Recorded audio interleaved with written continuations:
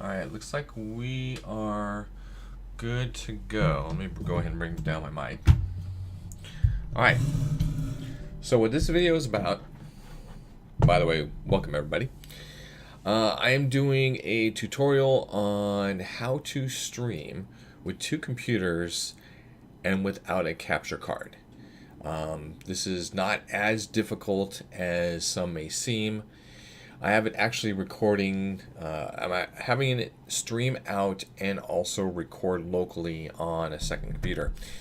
I have my gaming computer right in front of me, streaming computer is right next to it, and what I'm doing is I'm feeding the output from the gaming computer into the streaming computer, and then it goes from there. So we're going to talk about a number of things. The first thing is, how in the hell do you do this? Great question. The answer is that we are going to use a plugin for OBS called the NDI plugin. I have it loaded right here. Just do a Google search, you'll find the OBS NDI plugin available. Just download it to your computer. You will have to have OBS running on both the gaming computer and the streaming computer. What we're looking at right here is the gaming computer, but if I want to, I can actually show you that it is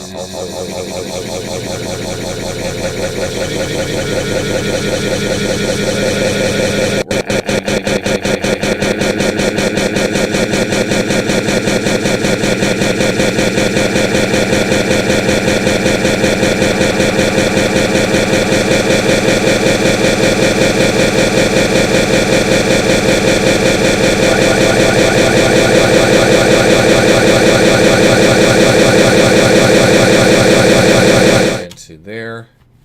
Then I can go ahead and let me show you actually where you're going to put this in. So once you get this downloaded, it's actually an executable file. You execute the program and it's going to install it. You then, I think you have to restart your computer, but I may be wrong in that step.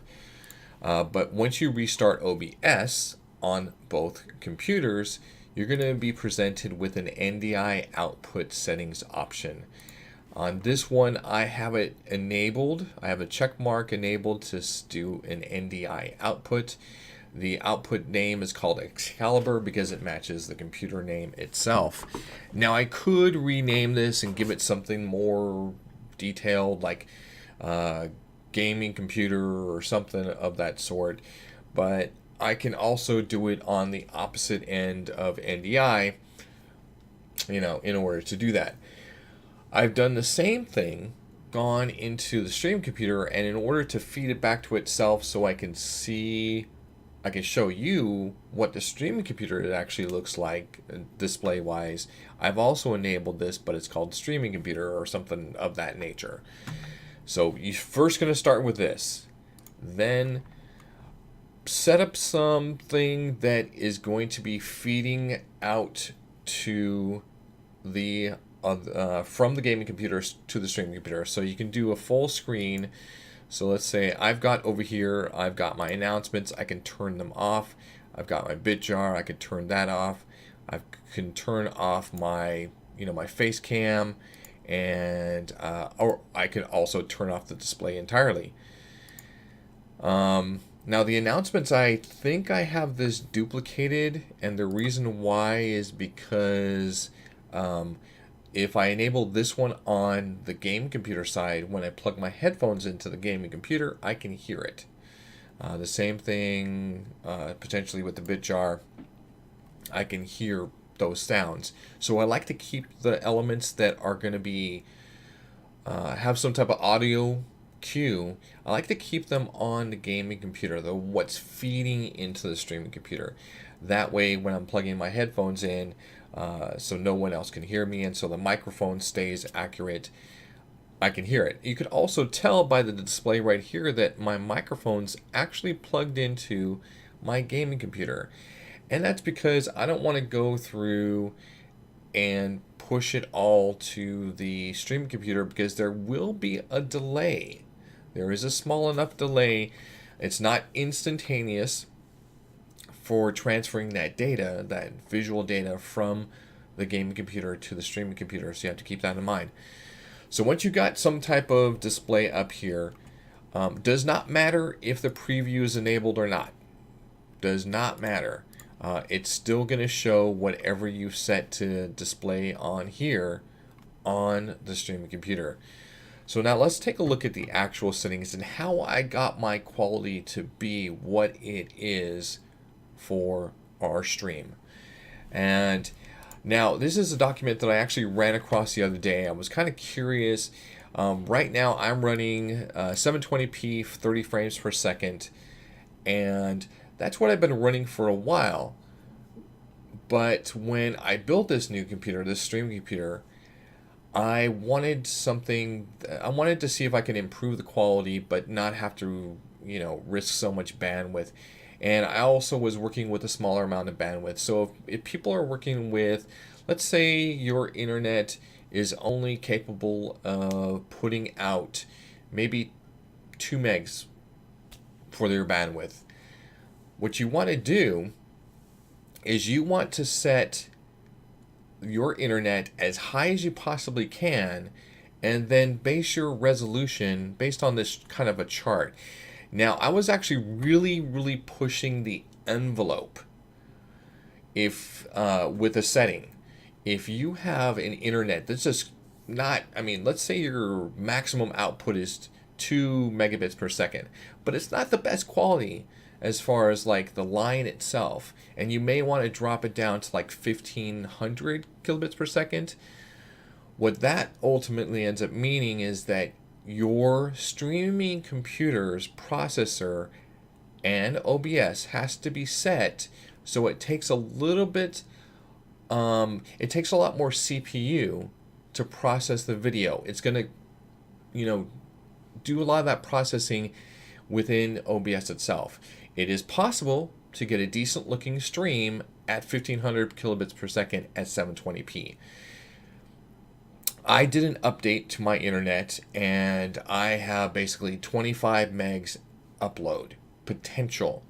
So I didn't want to, send out so much information that it's going to overload the servers, because based on the chart that is supplied by Twitch's encoding staff, the 6,000 kilobits per second is kind of like their max that they want to handle. But I'm only pushing out, my streaming computer can only take, 720p 30 frames per second encoding. So what I've done is I've kind of split the difference, and I've set my bit rate for 3000 kilobits per second on the stream computer. And we'll take a look at that shortly. But I wanted you to see this chart. If you want to know more about this chart, go to stream.twitch.tv/encoding, and this will give you the chart right there. Now let's get to the settings themselves.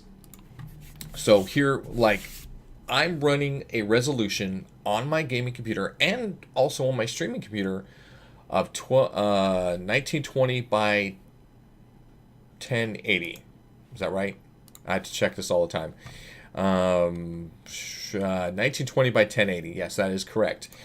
But obviously, I'm not actually sending it out that way.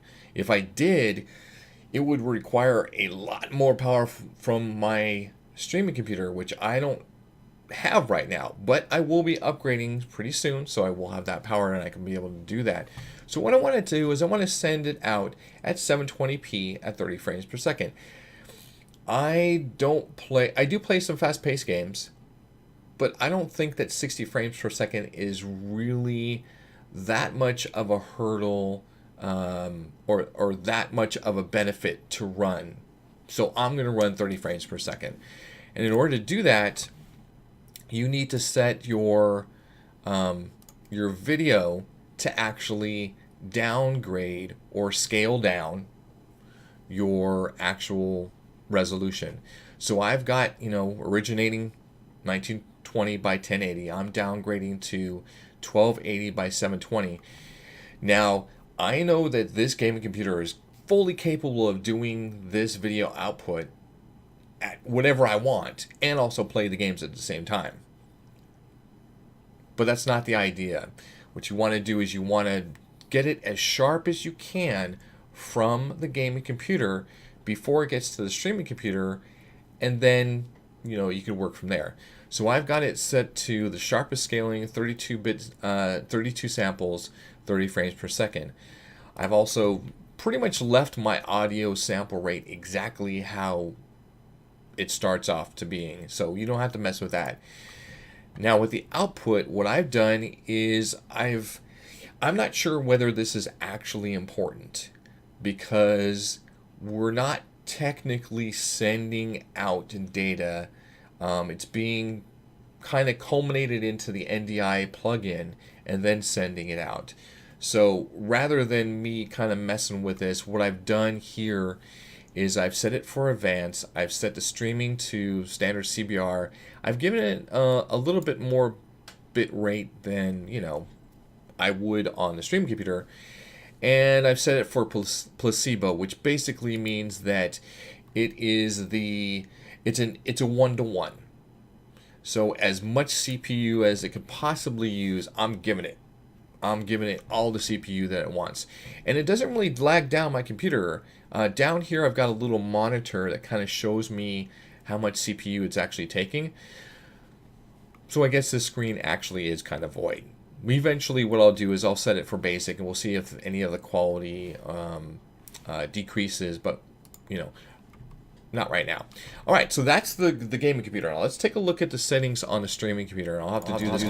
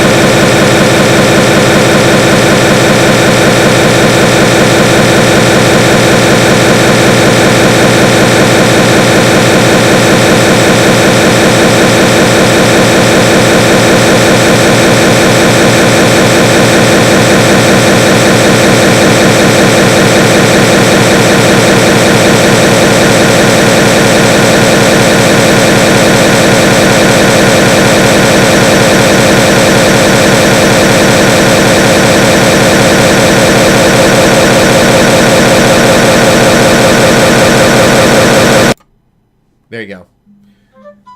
Thank you for telling me that. Okay, let's go over this really quick again. I'm sorry about the audio looping. Oh, thank you. one of my Twitch admins like, "Oh my God, it's so loud! Please stop." Thank you. All right, so going back to this. This is the streaming computer. Sorry about the loudness. It should be completely resolved at this point. I forgot that in the gaming computer, that when I added the source of the streaming computer, in order for you to see the streaming computer, I had forgot to turn off the audio. So I apologize for that. I've got that fixed. So set your advanced options, or again, let's go back to this because this was important. The base resolution 720p. Output resolution 720p. They match, so there's no reason to mess with the downscaling. Make it as fast as you can. It's going to reduce the amount of CPU load on the computer. It's not really going to need it, so there you go. Go to your output, set it to advanced. All these are defaults. Even like the rescaling output, don't worry about it. You're sending out at 720p. There's no reason to change it. Then change the bitrate to whatever you can afford. Based on the chart that we had reviewed, you could set it anywhere from 2500 to 4000 kilobits per second, depending on what your internet is capable of. I know that my internet is capable of a lot, but I had come from a 5 megabit upload connection to a 25 megabit upload connection. Now, I could set it up to 6000, but why do I want to? So I originally started at a 5K or 5 megabit. So I kind of, without even seeing that chart, I threw out 3000 thinking that that would be okay. It ends up being that was absolutely brilliant, and the quality is phenomenal. I've also set the key intervals are 0. I've set based on my experience with this CPU. Now, by default, it's set to medium. What I've done is I know that, or it may be set to medium, may be set to fast, but I know that fast is a point where my CPU, along with OBS, along with the screens that I have and all the effects that go on with the broadcast, I know that it's going to be able to, handle it without a problem and probably reach at about 85% CPU usage, maybe 90% at its worst. So fast is good for this computer. And the slower that you get, the better quality that the video is going to be before it actually goes out to for distribution. So if you've got a faster CPU, but you've got lower bit rate, let's say I had a faster CPU, but my internet is only capable of 2000 kilobits per second. I may drop the kilobits per second to 1500, and I might put this at slow or maybe medium or something of that sort. And that way I know that I'm getting better quality from the output that I'm actually generating. At this rate, I set it for fast. That will reduce my CPU load, and I'll be good. Also, make sure that you change your profile to main if it's not already. And, that's pretty much it. If you want to do a recording, you've got to set those options. But otherwise, that's pretty much how we've done it. And I've been told, not with even out asking, I was told that this 720p 30 frames per second with the settings that I have right now are super amazing and awesome. And so let's go ahead and switch this back over to this screen. And then I can also, in fact, I can go to something like this. There you go. So that is how we've done it. As far as cameras, by doing this type of arrangement where you've got a gaming computer and a streaming computer, and using the NDI plugin, I could have as many sources as I want. In fact, to the point where I could have a gaming computer source. Okay, my gaming computer right here. I could have my daughter's computer source. I run OBS, I include the NDI plugin. All I do is I go to the stream computer and I include a new source.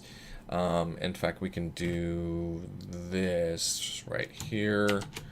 So I can just go in here and say, you know what? On her computer, I've got this check marked. It's called something else. I go to the to the streaming computer, and I just add another NDI source and give it a name. Once you give it a name, it will actually give you an option of selecting which source that you want. So let's say I've got a camera on her computer and I've got her playing the same game I am, multiplayer. I could potentially, I could have her camera and OBS set up so that the game is center and then her camera's on the far left. When I include that on the stream computer, it is automatically going to see that as the format because it's grabbing the entire screen from OBS on her computer, and it will be included automatically. Now, the only tough thing is that the audio has to come from one source. The video may be a little bit out of sync with her visually, but you can duplicate those, fairly easily if I want to. And I have her in another room, and she has her own microphone and her own video and all that stuff, and she's not sitting right next to me. It won't be an issue. What you'll see is the feed directly from her computer, but on my OBS. So we can do side-by-side games, side-by-side video. I could have, multiple cameras. I could have, if I want to, I can run one camera from her computer pointing at my desk, at the keyboard. And I could run another camera from the laptop and pointing out the window. And I could have another camera on the stream computer or on the gaming computer, and that's pointing at me. And then one on the streaming computer pointing, at my cat or something like that. And all of it can be fed into one OBS through the NDI plugin. Think about this. This actually opens up a lot of options for people who stream. Let's say I wanted to do a stream with Ipaku. Ipaku doesn't live here. He doesn't have a computer here. But if I set my router up as a VPN and he connects into my router and gets an address that's considered local to me, the NDI plugin will recognize the NDI feed even though he's not even here. So he could totally do that. He could feed his OBS signal into my OBS, being that he's like, 1,000 miles away or more. As long as we have quality internet between us, it'll be fine. It'd be totally fine. Because, and I could have he's over here, in Arizona or wherever he is right now, or in California, and I could have somebody on the other side of Portland, or I could have somebody on the other side of, the U.S., and we could all be feeding into one location as long as we're all, connected in the same VPN, then it all works. But that is the basics of how to actually get going. Potentially, you're looking at saving, a $200 for a capture card through this method, plus the extra dynamics that allows you to actually do. Now, if you do have the $200 to spend on a capture card, great. You'll be able to get a lot quicker and better quality from your gaming computer. But there you go. Again, thank you guys so much for being here. If you have any questions, just drop me a whisper, drop me, a message in Twitch, and let me know what you think, or if there is anything that you see wrong, or if you've had any hiccups, or if you've got some different settings, or maybe you've got a specific setup where you're utilizing this method now because of what I mentioned. Make sure you, send me a message on Twitter at Headwound with an underscore at the end. Whatever. I'm always there for you guys. Thank you guys so much for watching. I'll see you next time. All right, and for those people who are actually watching live broadcast, I am going to I'm going to stop this so it becomes one recording on Twitch, and then I'll restart a brand new stream where we'll actually do something like play a game. So I'll be back in just a second, guys.